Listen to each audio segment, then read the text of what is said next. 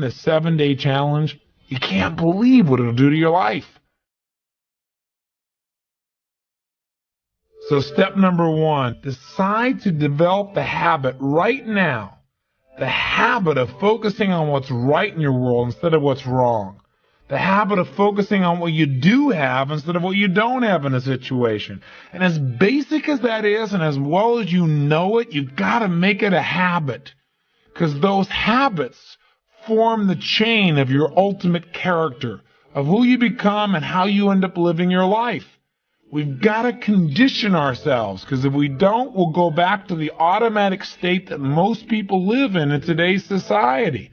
The way to develop the habit is to go on a mental diet. I'd had some major disappointments, some frustrations. I felt like I'd given it all. But what turned me around is one day I picked up this book called The 7-Day Mental Diet. It was a tiny little booklet. And all the booklet really did was it challenged me to really see if I could really truly, for 7 days, live my life without one negative thought. And it kept saying throughout the book, now don't just say, yeah, I can do it, and don't just say, I'm going to do it. Think for a while before you commit to this. Don't actually commit unless you're really going to do it for 7 straight days, no matter what. It doesn't mean you don't have a negative thought. It just means that if you have a negative thought, you don't speak it.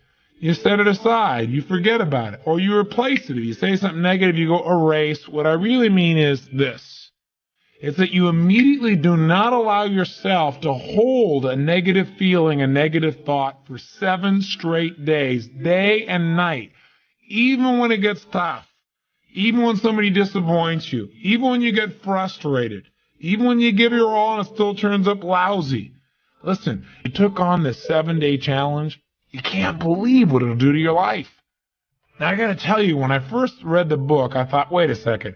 Being positive isn't going to change my life. I got to deal with the real problems around me, those real challenges that are out there. I don't want to just be positive.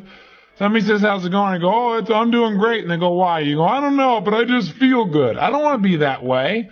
I want to be real. I want to be on top of things. But you know what? I thought, wait a second. I can be positive about solutions. I can still notice that there's some challenges out there without being negative about it. I can look at the challenges and say, okay, here's what's good about this. Here's how we can use this.